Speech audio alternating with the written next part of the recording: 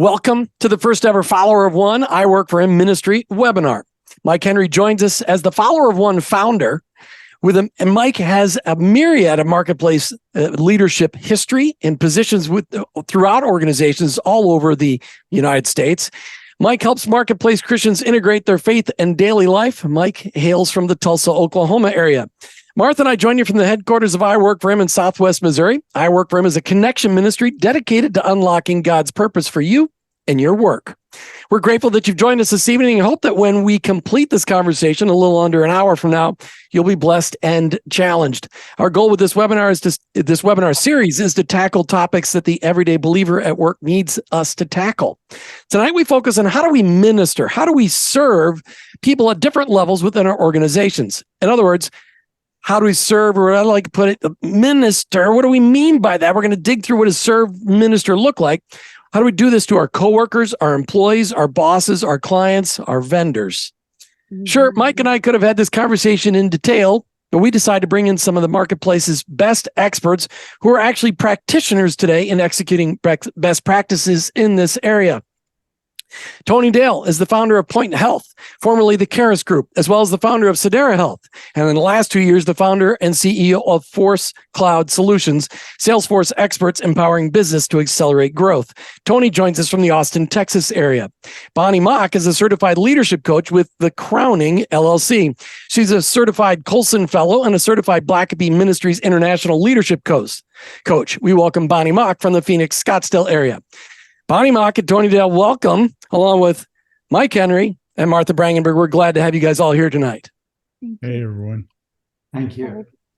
All right, so as we discuss in the introduction tonight, we want to deal with this basic question. How do we minister to different people based on our position and their position within the organization?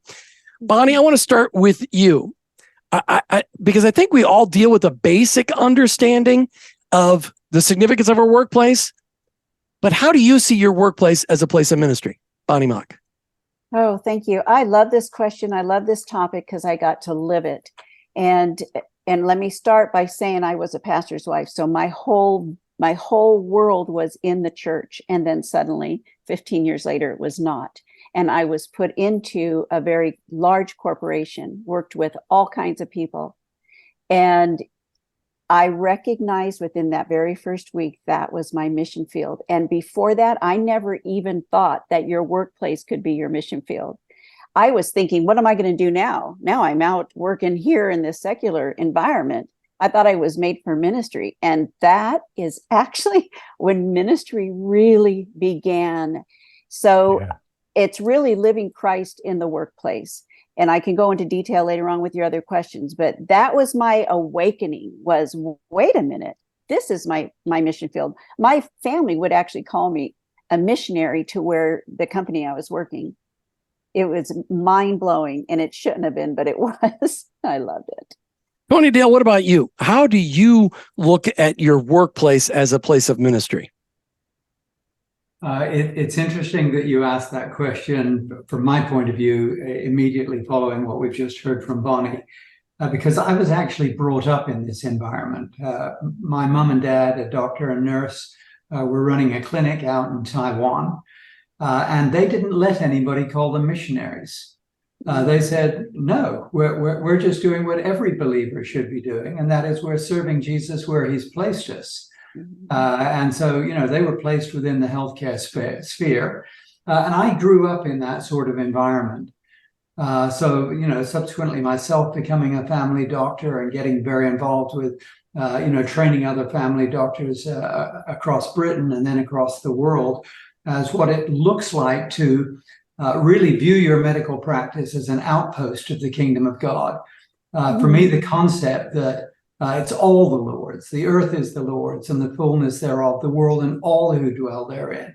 That's what we're all called as Christians to live. So that's how I've tried to live. Praise God. Thank you, Tony. What about you, Mike? Mike Henry from Follower of One. Talk to us about your experience as a leader in the marketplace and how you look at your work as a ministry place. Well, my challenge was always just trying to only live one life. I didn't want to have to live two lives. And so I was trying, when I became a Christian, I was trying to take that with me to work. I was already in the workplace. And it seemed like all the church's answers were for me to leave work and do something. And so I just struggled with that for a number of years, but kept trying things until I came up with different ideas for ways to pay attention to the people around me and ask God to move in their lives in such a way that I got to see him working. I love that. Martha, you and I really struggled with this idea of our workplace being a ministry place. Why don't you tell a little bit of our story? Well, it's interesting because it's kind of like you take all of your stories and you stir them in a mixing bowl. And I feel like it's kind of our story. My parents very much integrated their faith into their entrepreneurial lives and into the work that they did. So I had that example. My parents became missionaries overseas for a year doing their craft. So it was very much this idea that their work, God designed them to do it and to do it well, no matter where they were.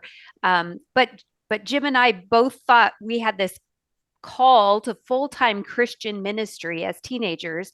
And we thought that that could only mean one thing: to be a pastor or a missionary on a foreign field, or a youth pastor or something like that. And so we were very entrepreneurial. And so feeling that we were shorting God on the very calling that he had given us, yet using the gifts he had given us to be good in business, we always had this tension until we started to get this clearer understanding that our work was given to us by God as our ministry, and that the people we touched was our mission field that we got to go to every day. And we really truly were business as mission in our own entrepreneurial adventures. And so really getting all of those dots connected and seeing how it worked really is our story. You know, I want to move into the crux of the conversation tonight. Thank you, Martha. Because I want to look at how do we do ministry? How do we serve the following categories: our coworkers, our bosses, and or our board of directors? How do we minister to our employees? And what about our vendors and customers? What does that look like?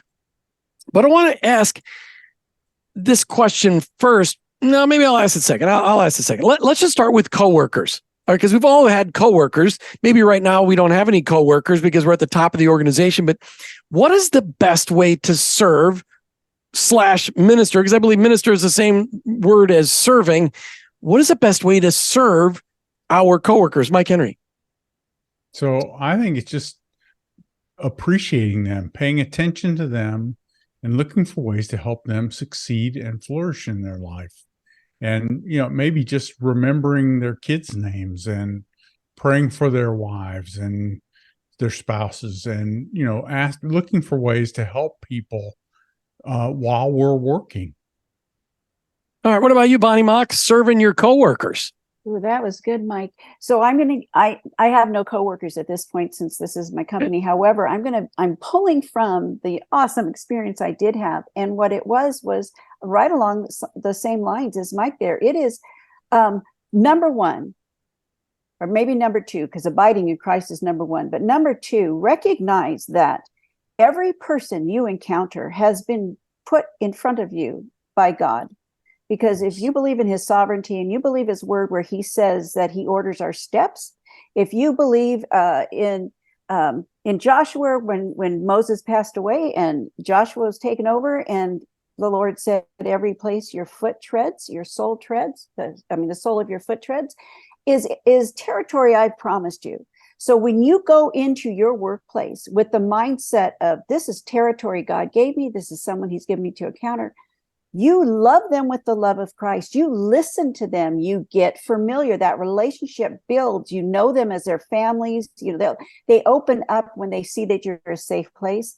And that is the beginning of where Christ can just begin to just live out of you. And they know you are authentic and you are genuine and you care about them. And that would be the beginning steps. Tony Dale, it's been a long time since you had coworkers because you've been the president and CEO of your organization for the last, couple of decades. But when you and Felicity worked side by side in your doctor's office way back in the UK a few years ago, how did you see to minister to your coworkers? Well, I think at one level, there's not going to be a lot of difference between any of our experience. If you're living authentically, if you're being real, then your coworkers, almost more than anybody, already know whether they're seeing Christ in you. I don't think this is something you turn on and off. I mean, since you specifically asked me about back in my medical days, before every what we call the surgery, but I wasn't a surgeon. A surgery in England in the medical world is also where a doctor works. So before I would go to my surgery, I would pray before every block of office time that was going to be with patients and say, Lord, make me alert to who the people are who are coming in today for whom the only real answer is you. Oh, and in all sorts of surprising ways, God would do that.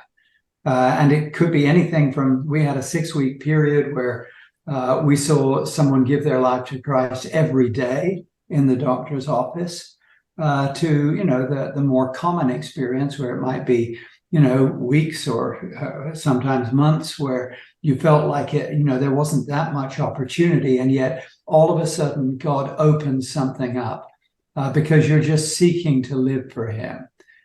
So from my point of view, the authenticity is absolutely critical. This isn't something we turn on. Martha, I want you to start the conversation on how do we minister to our bosses? You've had, you worked for a decade within a church as the church bookstore manager. You had lots of bosses there. How did you learn to minister to those bosses? I think multiple different ways that there's that opportunity. Everything from actually finding out how they are doing. I think the same thing that you apply to your coworker can apply to your boss. See them as more than just an authority figure, but somebody that's a human that's probably struggling inside and doesn't have permission to show that to the person under him or her, and allowing them to be real and praying for them, finding out what they are. Maybe they don't necessarily want to share what their personal struggles are, but maybe they do. And maybe it's a project they're working on that you are helping to assist in, or you're supporting in some way, but realizing the bigger picture that a boss has a different level of stress and responsibility, and being supportive of that and not just taking it for granted. I think it goes a long way for just giving them encouragement that the people around. Bonnie, what about you? Have you had any bosses that this was a little tougher project? Wow, I love this because yes, I did. I had personality, different things, and that was a lot of tension. But I will tell you how, if you're living the life, you're living Christ, and continually, how he will actually take those situations and use you. And this one, as Martha was talking there, made me think of one in particular. I watched my my main superior, and he was very nervous because he was kind of walking a line and he didn't know if he was going to be demoted or sent out or what. And I could see this tension, and I knew he had a family. He loved his kids, and he was really tense. And I would pray for him. I'd pray for him at home. I'd pray for him. And it was getting worse and worse. I could see him getting very nervous, staying in his office more often. And I said, I want to pray with him. And I told another believer there in the where I was working, I said, I really want to pray for him. He says, well, he doesn't believe in God. That's irrelevant to me. I really want to pray with him. And she is like around the wall. She's around the corner. You can't go in there. He doesn't believe in God. I said, I have to go in there. And I was so truly compassionate because I cared about him, because I watched him carry this burden. And here's how I said it. I just, I told him, I says, I'm aware of what's going on. And I said, I have been praying for you for weeks. And I know that a decision's about to be made on your behalf. And I'm very concerned about you. And I says, so I want to tell you how I've been praying for you. So this is how I did it, with my eyes open. I'm looking at him and I says, I've been praying that you will come to know God for who he really is, and know that he is someone you can trust, that loves you with a love that you have never been loved with an eternal love. And I have been praying that you will somehow become hungry to get to know who he is. And when you do, you dive in to know him more. I pray that you will know that he's the one who's protecting you. He's going to look after your family, that he's someone that wants you to get to know him. And I don't remember everything I said, but I said it direct, and he had tears coming down his eyes. He was absolutely spellbound, because maybe no one has ever done that. But then I said, I just want you to know that, and I will continue praying for you like that. So I leave. My friend runs into his office and shuts the door. So I don't know what went on there, but I will tell you that he got his report less than a week later, and he was actually promoted into a position he had been wanting for a very long time. And he called me in the office and he told me, he says, "You will not believe this. And instead of getting demoted or moved out, I've actually been moved up, and this is what I wanted, because I could spend more time with my family." I saw God work. I'm not afraid. We walk in the confidence of the Holy Spirit dwelling in us. Never be afraid. Don't go in with arrogance. You go in with humility, but God will give you the words to say. And if you already have compassion, you have already been praying for these coworkers or these bosses or other people, when that time comes, he will, when he says, "Don't be afraid what you're going to say, you just open your mouth and I'll fill it," he will certainly do that. And he will touch that situation, and he'll touch that person, and he'll make himself known in that, and he will be glorified. That's fantastic. Tony Dale, you've been an owner for a lot of years, and you've been self-employed for a lot of years, but you've got boards of directors that you have to please. And sometimes I imagine there's some contention even on your boards of directors. How do you find yourself ministering to your boards of directors for your multiple different organizations? The way you describe me, it sounds like I'm some sort of super duper businessman. Super mogul. That's what we'll call you on tonight's call. Your listeners need to understand I'm an ordinary family doctor who found himself in God's call, getting involved in all sorts of other things for which I had no training or background, but which God gives you the strength and the grace. So yes, absolutely. I've worked with boards and, also with sort of, as it were, coworkers, but who are themselves the bosses, the leadership teams within the company or within the medical practices that I've run. Again, I think our call is to be who we are all the time. So, I think of one time, relatively recently, when we were going through some pretty significant challenges within Sedera, and our CFO brought up in a meeting, one of the things we do as a company is we actually allocate financial resources to prayer warriors. So that they will be praying for us. We believe that all work is given by God, and those whose call is intercession. We want to actively stand with them and value that in terms of them being members of our staff, not full-time members, but people who this is their call. But the CFO brought up in this sort of management meeting publicly, he said, "Tony, obviously, not all of us see things quite the way you do. But I really don't think we should be spending money this way." I chuckled and I sort of said, I'd be interested to know what other people think. And there were various comments, sort of pro and con. And then I said, well, it's really interesting. But before we would cut these people, we would actually have to cut every one of you and me. Because Jesus has always been at the center of what we do.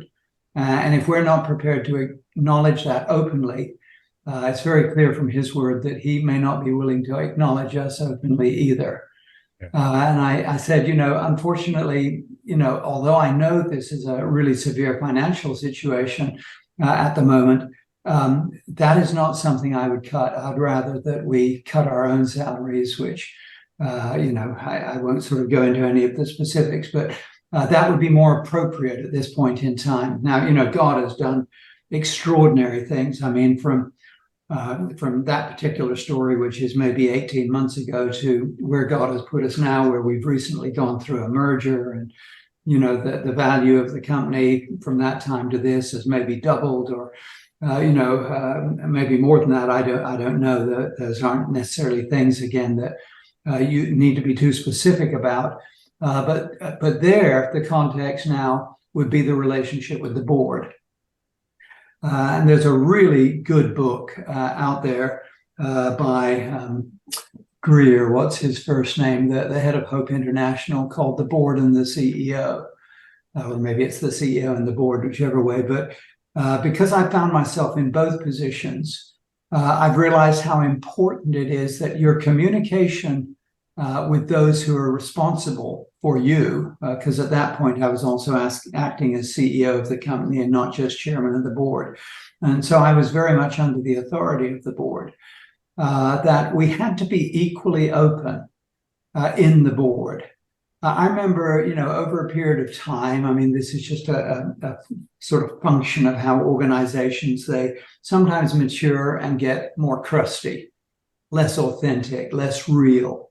And I felt that, people were asking me maybe to open a meeting in prayer. And so I just deliberately said, I think we basically pray without ceasing all the time. And I'm not very interested in me opening this with some sort of formal prayer. But I said, why don't any of us share a little bit of what's on our heart and what we want God to do? And then God is hearing all of our hearts.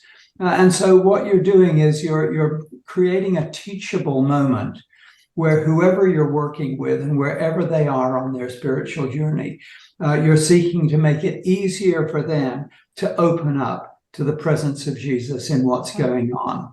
And so I think that would give you sort of two sides of that, working either with the boss, in that case the board, or with the bosses, the senior people in the company, and helping them understand that, no, we want to keep Jesus not as a religious figure, but as our close friend and confidant in whatever is going on. Right. Mike, have you ever had a boss that was hard to minister to? Maybe. I'd like to hear your answer. So you've been doing all the question asking. That's what I do best. I do have a great story. Back in the mid 2000s, I was working for a large construction company, and that was when God really woke up I work for him in my life, and I learned that my workplace really mattered to God. And I started praying on my 90-mile commute each way to work. I started praying for my bosses and their spouses and their children.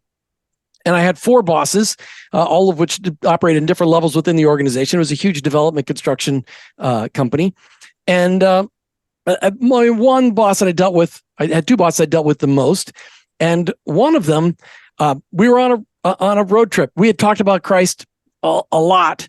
And we were flying on a plane to go fire somebody in another state. And we're on this plane and we argued about, she said, I don't know a problem with God. Jesus, he's so exclusive. I'm just not sure about Jesus. And we got off the plane and we got in a rental car and we're heading down a freeway that many of you would know, right near a huge truck stop that many of you have known in a famous Midwestern area. And we came up on over a hill and the traffic was stopped. And it had been snowing lightly and I slammed on the brakes. I couldn't stop the car. And we were heading for the rear end of a semi truck. Couldn't stop the car. Somehow, by the grace of God, he allowed me to steer under the shoulder because I'd never slowed down because it was on ice. I didn't know it was that icy. But when we got on the shoulder, we still couldn't stop. 300 feet we skidded on the shoulder. We finally came to a stop. And then I see a semi truck with 9 full-size pickup trucks coming right behind us doing exactly the same thing. And he takes the ditch to save our lives. And he ends up in front of us on the shoulder of this freeway. And I looked at her, I said, listen, if I'd have stopped that car, we'd be dead. I said, but God's not done with you yet. And you're not ready to die. If I'd have died, I'd have been good, but you weren't ready to die. Wow. We had a conversation for 2 hours on the airplane. And literally, I watched our lives go before us. She, within a couple of months, surrendered her life to Christ. One of my other bosses, who I'd been praying for a very long time, recommitted his life to Christ. And both of them today, walking with the Lord in new life. I had 2 other bosses in the same organization. One of them stole tens of millions of dollars. I don't know where he is at today, but I still pray for him every once in a while. And my other boss still seeking, but not surrendering. So I've had lots of different experiences. That was perhaps the most privileged one I ever had, was to have that conversation in sheer terror and then sheer emotion when I looked at her and go, we just could have died. Very So cool. I want to move on to employees, because it's a little touchier subject when you have employees. And Bonnie, I honestly don't know if you've ever had employees. I apologize. I should have asked that question offline ahead of time. But minister employees, it's touchier because we have all these rules in this country that, you can't force your faith on somebody. So is there a specific way that is effective yet respectful to minister to employees? Martha, I watched you as an employer of over 17 in a bookstore. How did you see your ministry to those employees? What did you do? How did you best minister to them? I took it. I had an interesting staff. I was often the very first employer that most of my employees ever had. And so I carried this mantle, if you will, that I wanted to set them up for raising the bar pretty high for their workplace experience. And so really getting to know them, really getting to feed into them. I saw my ministry as really walking alongside them as they become an employee and helping them to become the best employee that they can become. Telling them, I know I'm not going to be your last employer. Like, this is not a career path. I was in Christian retail, part-time job, so there was no potential for it to be full-time for others. So I knew I was a pass-through. So I wanted to be the very best experience they could have to set them up to be a good employee for the next person. And so I did a lot of communicating. I did a lot of reviewing. I had an open door policy. I really tried to practice things audibly with them so that they didn't have this experience of, I'm afraid of my boss. I'm afraid I'm doing something wrong. I don't know where I stand. I don't know if I'm doing a good job. I didn't want any of that to be in their mind. And so I pray that was the role I took very seriously, helped launch them for their careers. And so that's really how I saw the best way I could minister to them, pray with them, when they're young teenagers having stressful things happening in life and so on, just really trying to be a real person in their life and not just an authority figure. Bonnie Mock, have you ever had employees? I have had people work under me when I was put in management. Yes. And so how did you see your role as a manager to be a minister, and how did you specifically minister to those people? Well, I really wanted them to excel in their skill. I was a florist, and I remember I had a woman who was about 20 years older than me. She had retired, and she had always dreamed of working in a flower shop. So I turned away from her. I gave her what she would need, and I turned away because I didn't want to micromanage her. I wanted her to see what she could do, because she had not been allowed under another piece of leadership, another leader, to do that. She was doing the grunt work.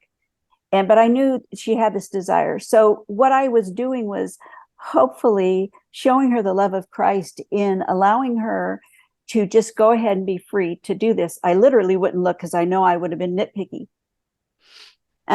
She had such a good time and she enjoyed it so much. So the things that were not required to have that she could just do custom, I'd let her do those. She ended up being my top designer for the Valentine holiday.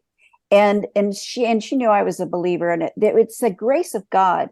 I saw this woman excel in something she had wanted to do, but had been stifled and limited and unable to do that. But in other places where I was raised, I was moved into a different location, and a boss was removed and I was put in that place. And the person under me was very angry about that and worked for 4 months to destroy me.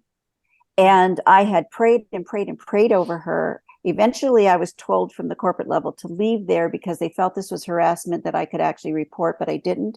But I want to tell you, when you're praying for somebody we're told to pray for those who persecute us and do all manner of evil against us. God knows why he's telling us that. And our faith will grow. We will trust God more. And yes, it was hard. It was the hardest 4 months I had ever worked. but I truly cared about her. I truly prayed over her. I gave her a Bible, I gave her books, I prayed with her about her kids. And one day, several years later, I got a call from her that she was cleaning out her drawers and she found these things. She says, I've wanted to ask you to forgive me for years. I've been scared to death. And then I realized, why would I be afraid? You're a real Christian and you'll forgive me. And I told her, I says, I forgave you years ago. And let me tell you, while I was going through my cancer journey, her daughter was going through a cancer journey. And simultaneously, I had the opportunity to pray with her and pray with her daughter. Had I not forgiven her and held bitterness back then, do you think God would have let me minister to her years later? Right. So stick to it. Stay obedient. Mike, what about you? You've had employees in the past through some of your positions, and today you run a team. How do you specifically minister to those employees? Well, there's the way I did it some, which wasn't so good. And then there's what I've learned. I think the best thing that I could do is just try and remember what's best for them. And oftentimes I find that I do better with people who have a vision for their job. They want to do something with their job and they're not, I did some work in some industries where some of the employees felt like they were taking something from the company, or it was this kind of scarcity mindset where if they worked too hard, they were losing. And those situations I found out were just very difficult for me. I was better off out of them just because there are limits to my abilities. And, but for people who wanted to kind of succeed, then I was always trying to help them succeed. I believe that if you make the employees successful, then eventually, if you do that well, then you make the business successful, or the employee becomes successful at the company's expense. And that's not a good job. That's a management fail. So we have to make changes in those situations. But I spent most of my energy praying for people and trying to figure out how to help them, make the most out of their career and get the most value out of their own energy so that they could succeed. It's so important when we see people as a gift from God when they're working for us, and to recognize God's creative hand as he built them in their mother's womb at the beginning of their life. And so I love that conversation. Tony Dale, you operate a company where Martha and I have been on your campuses multiple times and seen the level of intentionality of, you have people working for you that know Jesus and people that don't. You have people that you have entrusted the leadership of your organizations to make sure they pass on your vision for really loving your employees, providing a great place for them to work, and of course, to do great work in what they do. What are some of the things that you do with a high level of intentionality that ministers to your employees, whether they believe in Jesus or not?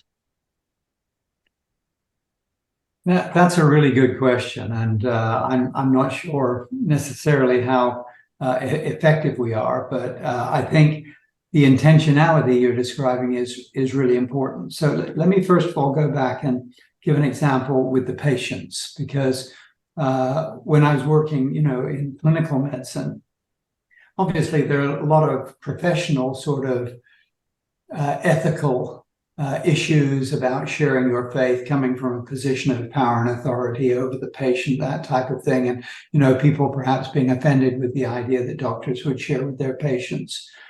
And one of the things I realized early on was we have to make it really easy for people to say they want help. So let me give you an example. I would often say to a patient, in a context where maybe we're dealing with, some sort of very difficult issue, perhaps intractable pain or something like that, I'd first of all put the blame on myself. So I'd say, I wish there was more we could do to help you in this situation. And I'd see, and they would appreciate, they'd probably say something, thank you, doctor. And then I'd say a very gentle sort of door opener, which was a way for them to give permission if they wanted to, or not give permission if they didn't want to. So I'd say something along the line of, in something like this where our medical answers aren't very good, have you ever thought about praying about this? Mm. And the typical answer I got, most of my medical work was in the East End of London, working with a very sort of working class type of blue collar worker. And the typical answer was, "Oh, doctor, I pray, but I don't know if anyone hears me." And all of a sudden, they've opened the door. And you found a non-threatening way to say, if you want us to talk in these areas, I'm open to talking about it. And so I'd say it's very, very similar when you're dealing with employees. Yes, I think we do need to be very respectful. And, the employee isn't looking for a boss who's sort of a Bible basher or whatever. They're trying to provide you a good service in the work that you're doing. But they have all sorts of needs and challenges. And so in the same way, I would typically, as I sense that there was something going on with an employee that really we needed to open up, if you like, to some of the reality of what's going on at the heart level, I would find, something out of my own life where I could say, I've been in this sort of situation. I might tell them a situation when I was in a hospital and it was going bad or whatever it was. And then, would you be interested to know how God helped me when I was struggling with that? And that way, again, you're finding whether there's permission to open up about your own sort of inner dealings with God. And it's far easier to people to identify with your weaknesses than with your strength. Yes. And as the doctor or as the boss in the company, I've always been like the one who's been on a pedestal. And if you can deliberately get off that pedestal and become someone incredibly ordinary, that makes it so easy then for people to begin to open up to you. Great words. I want to ask this final question. The whole point of any business is to have customers and any organization. I mean, customers may be attendees to webinars like tonight or whatever, but tonight's free gimme to all of you, but you're our customers. But we also have vendors because if we're selling something, we have to buy something in order to resell, or we're getting supplies of some sort to run any kind of organization. Is there room in the operation of any organization to minister to to vendors or to customers? Is that appropriate, inappropriate? Mike, why don't you start us off there? Yeah, well, it's just by being a great provider or being a great customer of a vendor. What's creating win-win is what's that look like to be a great customer? What's it look like for you to be a great customer of a vendor? Trying to create win-win, be very honest, be very open, talk about exactly what it is you're trying to accomplish, be praying for them and looking for ways to help them be successful. For me, I'm trying to help them be successful by making us successful. For a vendor or for a customer, I'm trying to help them be successful and also benefit our organization. There's no scarcity in this where me selling them something means they lose and we win or vice versa. We're trying to create these win-win environments. The guy who created the idea of win-win is the one that we worship. Mm-hmm. He's the one who created this model where we follow him and everything works out. Mm-hmm. And so I'm looking for win-win in all these relationships and ways to be a help and ways to appreciate, remembering details, being available to speak, asking permission sometimes, like Tony said, when someone asks me a question or they make a comment and it's like my turn to give an opinion, I will point out that my opinion actually comes from the Bible. Are you open to hearing that? Mm-hmm. Those are all opportunities where we get these chances to help people see our motives and then realize that our life is based on a totally different model. And but Mike, so I can understand that we're ministering to vendors and customers like that. How important is it that we pay our vendors on time in order for that ministry to continue? Well, that's exactly key. I mean, all those little things are all necessary. We have to pay well and we have to pay on time. I try and pay early. I mean, in the end, this is Jesus's money. And so I'm want to ask him what he wants me to do with it, but it can't ever be pay people late or withhold things or treat them in such a way where we're adversaries. I have to do what's best. Sometimes I may have to stop doing business with them because it's no longer working for us. But I've got to do that in a godly way. I've got to do that in a way that reflects well on my faith and who I follow. What I find amazing is I have a couple of vendor relationships that were super powerful in my career. One in a large insurance agency that I placed a lot of business with, and a large IT company that I eventually went to help work with and grow in Tampa Bay. And relationships within those vendors turned into lifelong friendships, people that I still contact today, 20 years after the fact of them being a vendor. But it was because you spent so much time with them, buying things from them, and in relationship, the opportunity came many times to pray with people. And that really opens up the doors when you're, as a customer, are ministering to your vendors. I've just have seen it so many times. Bonnie Mock, dealing with vendors or with customers that you were working in the floor shop, you're dealing with all kinds of vendors supplying you all kinds of things that you're using to then resell. How important is it ministry to customers or to vendors to you? It would be the same thing along every line of area of working. But here's the part with the customer and vendor thing is believing in what you are doing, that God's called you to do that. He's gifted you. So it's a selfless thing. As far as wanting someone to purchase your product, you have to be very selfless and want them to be improved by purchasing your product. That'll go along with any line of sales. None of us wants to be sold something because it's going to benefit the seller. You want to be sold something because it's something you need. And people can tell if you're really listening. You got to listen when people are talking, and you don't be afraid to say, I'll back up this product that we have, but I think that you might be better served with this product, and be selfless. God will bless that. Don't be afraid. Don't be greedy. Be generous in all ways that you work, even if it means you give them over to even a competitor because you feel they can fill that need better. That's authentic. To me, that's authentic Christian sales and Christian just working in that environment. It's selfless. We are to live selfless in every area. And people recognize that's part of the authenticity. It's part of being genuine. It's others focused. Sorry.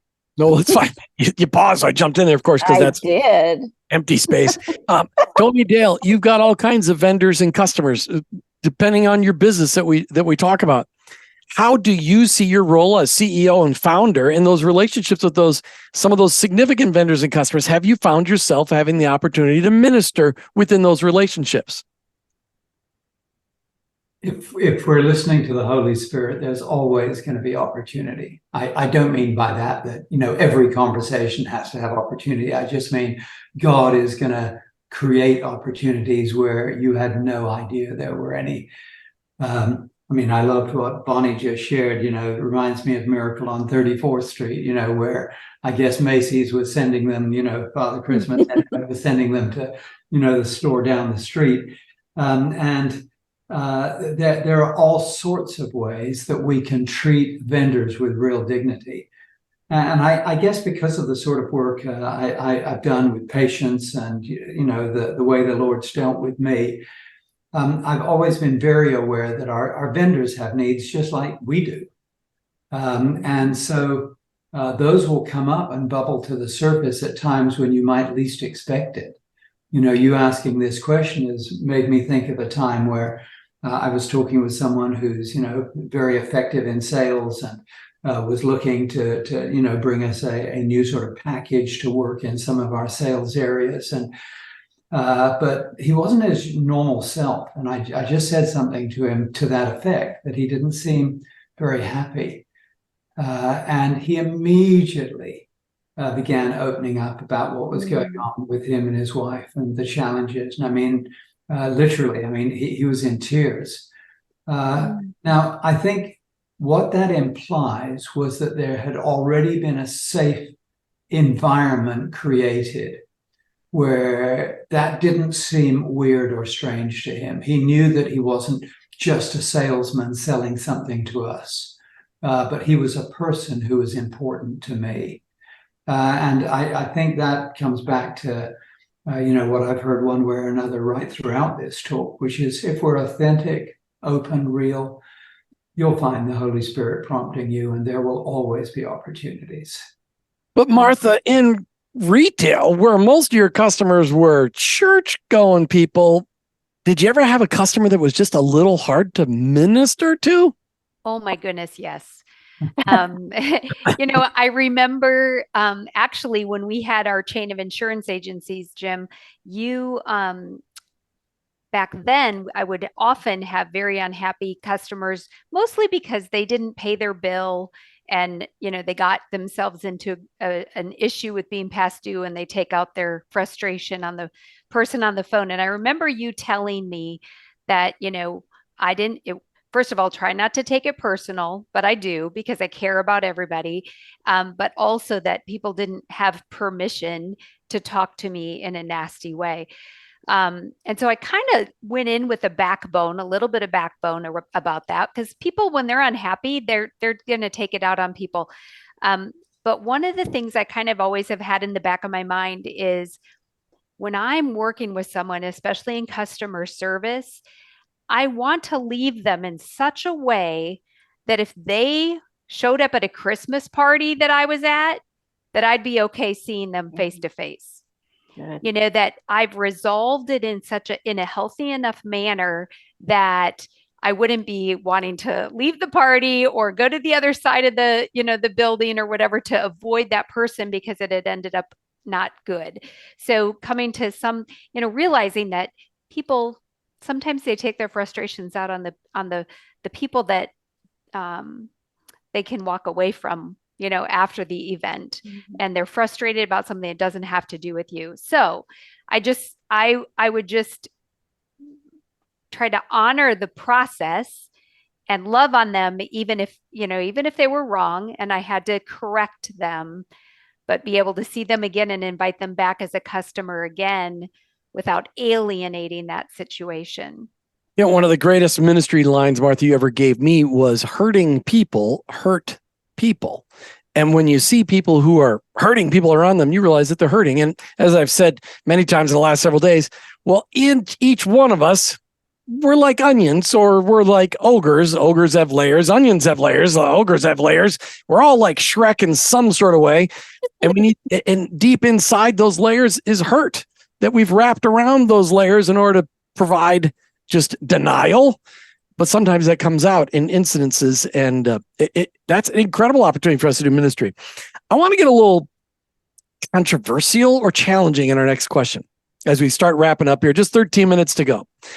Is there a different tact that needs to be employed when an employee, boss, coworker, vendor, or customer clearly lives counter to the Bible? Is there something different that we need to do in our approach to ministering to them? Bonnie Mock. You continue to be consistently Christ, because I've had those bosses where their life would be completely on the other world of my beliefs and convictions. But see, if we're called to go into that working place and we're called to be light and salt, it is to live out the teachings of Christ, live out the principle, live out integrity, live out excellence, live out patience and compassion. You must be consistent. It has to be real. It starts, your relationship with Christ and abiding in the vine daily, every morning before you even set foot into what sometimes is a war zone. So yes, you would be consistent. And I have seen that happen, and I have seen God work, and I have seen God soften hearts. And I've seen God not, if he didn't soften hearts, at least what he did was he made it workable for us to stay in that working relationship. And it's, and I would say walking in forgiveness is key, because we can be so easily offended. We get offended by our superiors. We get offended by the people who are not producing for us. And we know we're going to be held accountable for numbers and all of that. And yet they're not producing. You can get bitter or unforgiving.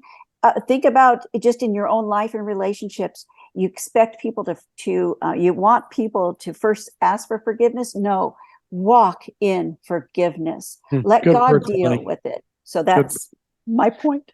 Mike, what about you? What do we need to do? Is there a different tack that we need to take when a boss or somebody that we work with clearly lives contrary to the Bible? So I really don't think there's a different tack necessarily. Bonnie's right about remembering to begin with forgiveness. I also have to kind of remind myself that people who don't follow Jesus, they don't have the same values, so they don't Right. make the same choices I would make. And they're free to make those choices.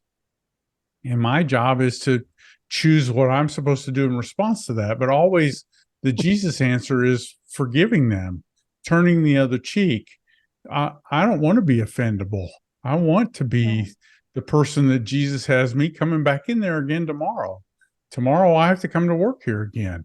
And so these people ought to, hopefully they know that I'm not playing, but at the same time, I'm there for their well-being and their success. Let's just say, Mike, they get personal and they get under your skin. They've succeeded in causing you to respond in an inappropriate fashion. What's your response tomorrow morning when you have a chance to ask forgiveness, to go back in and admit to what I'm wrong? I'm responsible for my side of every one of these transactions, and no one else gets the blame for what I chose to do. And how powerful is that, asking for forgiveness of somebody who was clearly wrong and they started it? How powerful is that, asking for forgiveness? I think it's exactly what Jesus would have us do. Whether or not we see results from that power, that's up to him. That's right. Tony, Dale, you work with all kinds of people in all kinds of situations. What is there a different tact that you take when you are dealing with people who clearly live opposite of the Bible, what the Bible would show as a great way of life? Well, I think the starting place for me is kind of an attitude, and that is recognizing that sinners sin. There shouldn't be any surprise about that. As I think it was Mike who said, they start from a different vantage point. They have a different value system. And it may not be a name of Jesus that we tend to exalt very much, but he actually was called a friend of sinners. And so I think part of the call here to us is in a context where.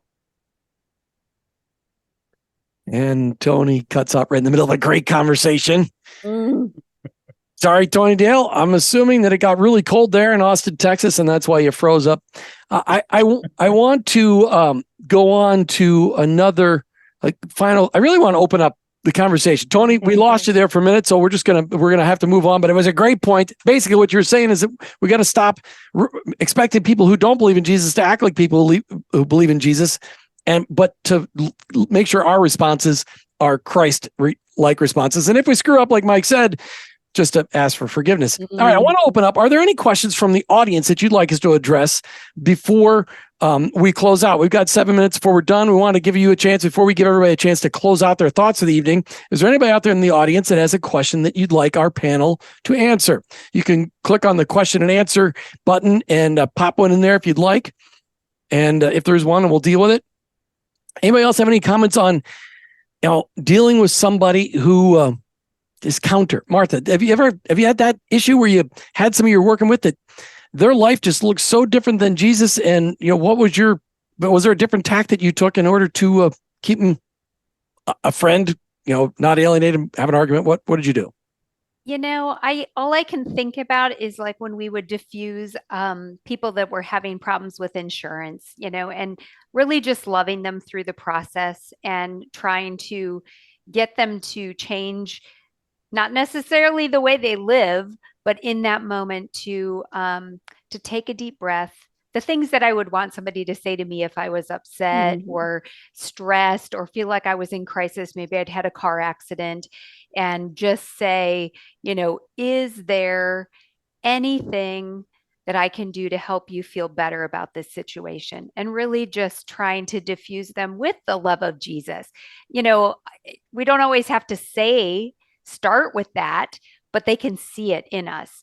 And just loving them in spite of their actions and helping them through it. And hopefully in that process, helping them to see a good model of something that they've maybe never have experienced before. Very good. Jessica Fletcher puts this question out there for all of us. How do you respond to someone who continually attacks your work and your ethics? And is there ever a time when you should smack somebody upside the head? No, that's not what she said. And is there ever a time when you should walk away? Tony Dale, start with that one. How do you respond to someone who continually attacks your work and your ethics? And is there ever a time when you should just walk away? Well, I think there's a very clear answer to that question. If you go to Luke 10, when Jesus sent his disciples out, he says, you're looking for the person of peace. And, you know, when you go into someone's home or workplace or into their sphere of influence, you're looking to see, is there a responsiveness? And if their response is, you know, get the hell out of here, Jesus actually says you have a responsibility yourself to wipe the dust off your feet and move on. So, you know, how we do that, what the context of that looks like, you know, that would be a separate sort of discussion. But absolutely, we're there for those who are ready to hear the great position. Yeah, and it's important If they're not looking, then don't pretend you have the answer. And making sure that we don't throw the javelin at their heart when we walk away, because that really won't accomplish anything. So I guess I want to answer this question. How do you respond to someone who continually attacks your work and your ethics? You know, I've been accused of being a liar. And here's the deal. If you always operate in truth and somebody accuses you of being a liar, guess what? They can't pin anything on you, because if you're always telling the truth, nobody's going to believe that you lied. And they may just be attacking you because normally when people attack you, they're attacking you for what they feel guilty of most. So if they're accusing you of lying, usually that's because that's what they do. But it is difficult not to be defensive. I will tell you that, because if there's one thing that sends me off the deep end, it's when somebody calls me a liar, because I'm not a liar. I'm going to tell the truth. Sometimes I need to be a little more grace-filled with my truth, but I'm not a liar. And Mike, what about you? How do you respond to someone who continually attacks your work and your ethics? Well, I think you continue to pray for them. You start looking for ways to create a leverage. One idea I just got while Tony was talking was, you know, maybe you need to draw the line and say, and tell your leadership or tell whoever's involved that if they're right, then I must be wrong. I guess I need to go do something else. You know, which one of us do you want to leave?